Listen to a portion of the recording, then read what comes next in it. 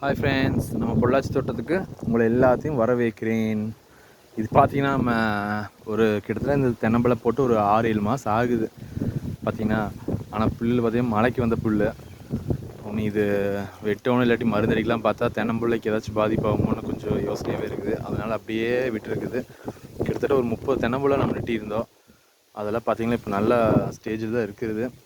உன்னி நம்ம இந்த மழை கிளைமேட் முடிஞ்சதுக்கப்புறம் இந்த புல்லெல்லாம் ரெடி பண்ணணும். ஆனால் இதெல்லாம் நாட்டு மரம். நீ இதெல்லாம் வரக்க கிட்டத்தட்ட 8 வருஷம் ஆகுமாம்மா காப்புக்கு வரக்கு. பாருங்கள், 8 வருஷம் நம்ம பொறுமையாக இருக்கணும் அடுத்து தேங்காய் பறிக்கிறதுக்கு. பாருங்கள், உன்னி இது நம்ம வச்சாச்சு.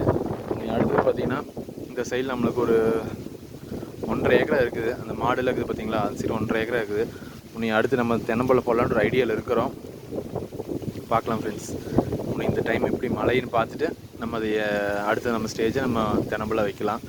உள்ள சின்ன சின்ன செடிஸ்லாம் வைக்கலான்னு ஒரு கொஞ்சம் ஆசை தான். ஆனால் போன வருஷம் பார்த்திங்கன்னா மழை சரியான வெயில், மழையே இல்லை. அதெல்லாம் கொஞ்சம் யோசித்தோம். இப்போ நீ இந்த வருஷம் நல்லா மழை இருந்ததுன்னா அடுத்ததெல்லாம் வைக்க வேண்டியது ஃப்ரெண்ட்ஸ். நீ இதெல்லாம் வச்சு நீ அடுத்து டெவலப் பண்ண